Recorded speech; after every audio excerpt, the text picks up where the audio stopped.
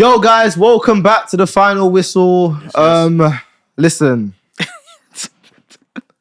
my United fans, you might want. I don't know. I don't know. Why is he here? Because he's not going to make us feel any better about the current situation. Look, I'm just here to mediate, to consult. You know, counselor. Exactly. Give us advice. Let me just get through it. Obviously, you've seen the news, or hopefully you've seen the news by now that we've seen Sheikh Jassim, according to Fabrizio, has pulled out of the talks to buy the 100% Man United. Oh, let me start that again. Has pulled out of talks to buy 100% of Manchester United, and it seems that the front runner is now Sir Jim Ratcliffe to try and get 25% of our club and deal with the footballing decisions at our historic, beautiful club. How do you feel about that? 25%. It's a disaster, man. It's actually a disaster. Because, like, say if it does work, Sir Jim Ratcliffe is going to control the football side. What's the other 75%? Is that like the market? So obviously, commercial? Some of them are minority stakeholders where they don't have a say in anything. It's just an investment. But then also you have the Glazers, who will still be responsible for the financial side of things. Marketing sponsorships. It's a bit. Obviously this doesn't come out from the club itself, so we don't know who's responsible. When we say football inside, does that include the infrastructure? Does that include training facilities?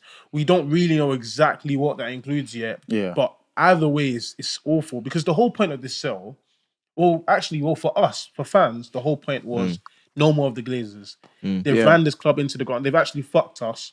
They need to go. So the fact that after all of this, it turns out that they are still going to be there and they're the ones benefiting most. Yeah. The club's still going to be in debt. Jim Ratcliffe won't be able to invest much into it. But where does that 1.3 billion go? Into the pocket. Mostly How much is the debt, by the way? Do you guys know? 500 to 600 million. It's a thing where, like, I think a lot of rival fans look at us and be like, oh, we're not getting Qatar money. It wasn't, well, for me personally, let me speak for myself. It wasn't about the money per se. Yes, the money is right. I'm not going to be a hypocrite and say, oh, we didn't want the money. Of course, the money is beautiful. But I genuinely just wanted my club to be the best in class in terms of the facilities, one, the debt being gone, and us being able to employ the best people to be in charge. And it seems like the owners, for example, of Newcastle being Saudi Arabia, PSG, those ilk of clubs that have these backing of these Saudi areas, they always get the best in class. They do the best in class in terms of their CEOs, their director of footballs, their transfer gurus, their scouts. They're always the best in class. They want to be the best club. Whereas the Glazers, they don't really care. Like your noisy neighbour City, their CEO is crazy. But it all goes back down to money though, because what happens is if you've got this money in your pocket and you're going to it's a lot of money for anyone, and you're going to put it into a club, you're going to make sure that that club is going to do well. So you're going to do whatever you can to make sure that the right people are there and that they do well. But if it's a thing where you're putting a bit of your money or you're borrowing money for someone else to put into it and you only own 25% of the club, you're not going to care as much. Yeah. And I think the debt thing is a lot bigger than football fans think. Yeah. Because I can speak from Arsenal's point of view.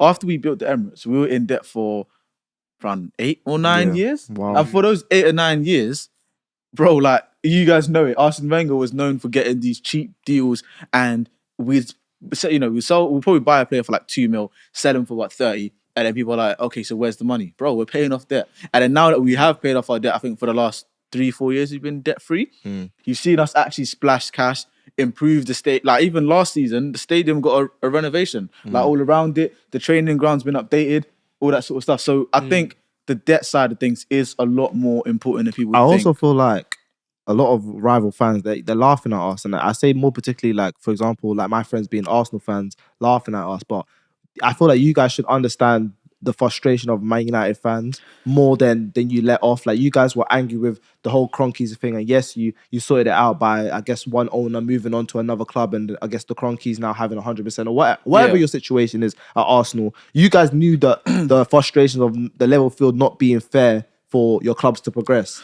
Do you know what I mean? I feel like our rival fans are kind of milking the glory of having their clubs being good because their owners actually love your club, and then looking at us having owners that don't care about our club, and then we can't compete on the same level as you lot. Do you know what I think it was? So for the Arsenal side of things, we were annoyed because it was like, these guys, so we have, I think we're fourth now. We had the third richest owners in the Premier League. Yeah. We were richer than Abramovich when he was at Chelsea. And our main gripe was the fact that, look, we can't keep doing scraps for 10 years. Like it's you can't just keep neglecting us and not putting in any sort of investment of their own, especially when we were paying off the debt. And it was like every year we were selling our best players. Fabregas, Nasri, Van Persie. You know what I mean? The list goes on. Yeah. And it's like, that's not a way to run a club. It's not sustainable. And ultimately, like, Arsene Wenger knew it as well. He couldn't do that for so long. Hence why it was a mutual agreement that, look, I'm going to leave. Yeah. And then I think with us, obviously the other stakeholders left, so that is 100% Kroenke. And the change was that it's no longer the actual man, Stan Kroenke, it's his son that's controlling all the football stuff. So it's a bit better. It's like we have a new change of regime. The one thing I don't understand about United is that you guys complain the Glazers. Yeah. The difference between Arsenal's situation and United situation was that whilst we were complaining, we weren't splashing hundreds of I mil. knew you were gonna go. Do you know what I mean? I knew you were gonna like go. the Glazers are still buying. Like you guys have spent $1 billion since They don't first. understand. This is They don't what understand. I hate this argument, and I feel as though other clubs here. Sorry, but I feel like other fans are not thinking rationally about this. No, but do you let know- me explain. Let me explain something. That's. yeah. I'm just saying from my point of view. Yeah. That's the only thing I'm not really understanding. I understand Here's the debt, I something you may understand not the- think do you know about. what I mean? Here, and staying on the spending. Here's something you may not think about. Cool. United still spend 200, sometimes 250 million in a window. I understand that. Man United need a major overhaul of players. Like we need to get. It's not a bit by bit process.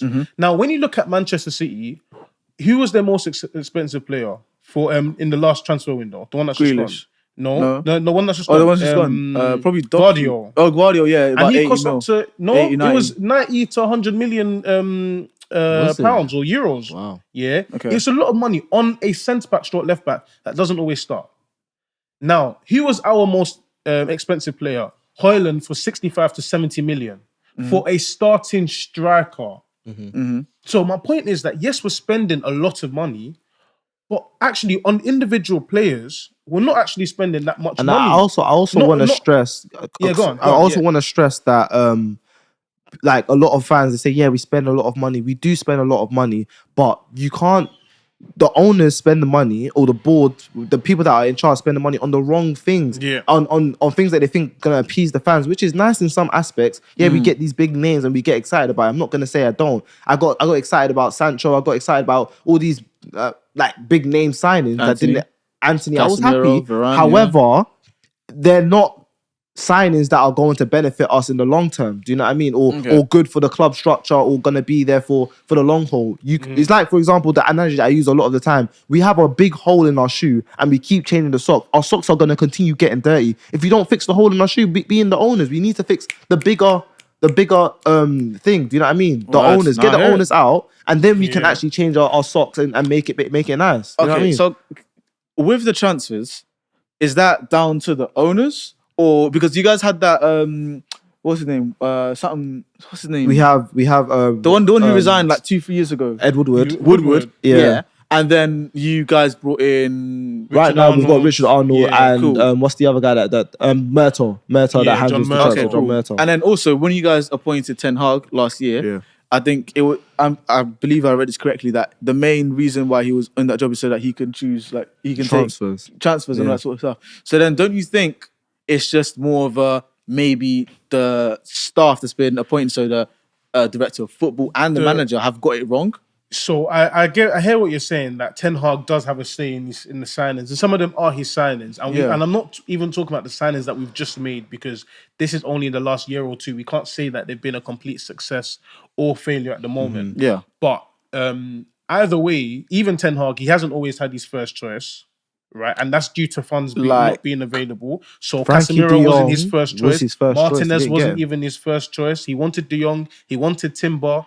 And I'm not saying those are good or bad signings, and I'm just saying he's not getting his first choice either. Yeah. And then secondly, with the other thing you said, it all goes back down to the Glazers, because the recruitment is clearly not right.